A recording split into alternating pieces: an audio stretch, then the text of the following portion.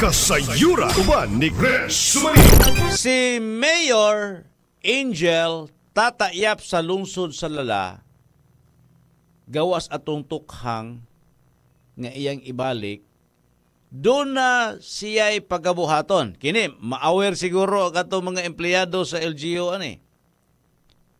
Ang ipahigayon nga random drug test. Uy, anong gisulti mo na nimo sir? Random magana, surprise. Siyempre, para og doon ay nagamit, makaundang sa. Pero ang problema, wa man ta kabalog kanus ani ilusad ni Mayor Tata ang random drug test.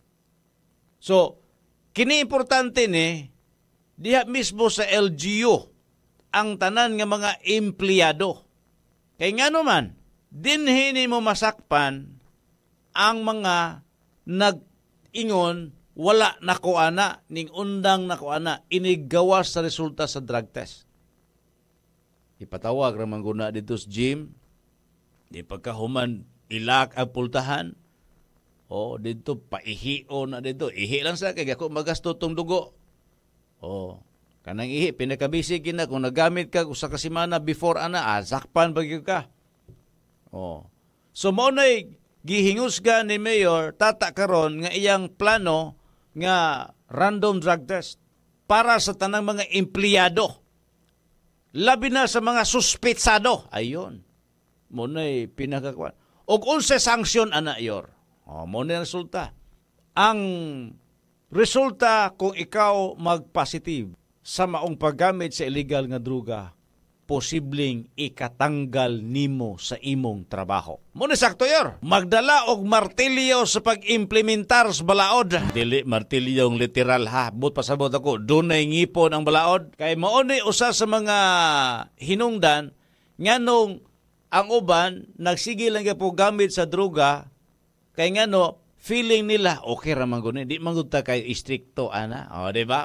Murag ingon, nitabo.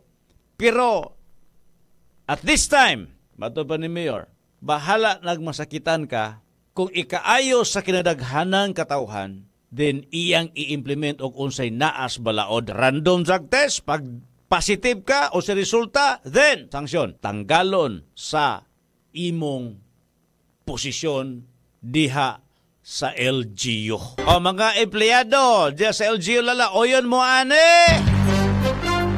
Katauhan sa lungsod sa Lala, oyon mo ane. Nga doon na regular nga pagabuhaton nga dili regular mabantayan naman ko na. Surprise lang.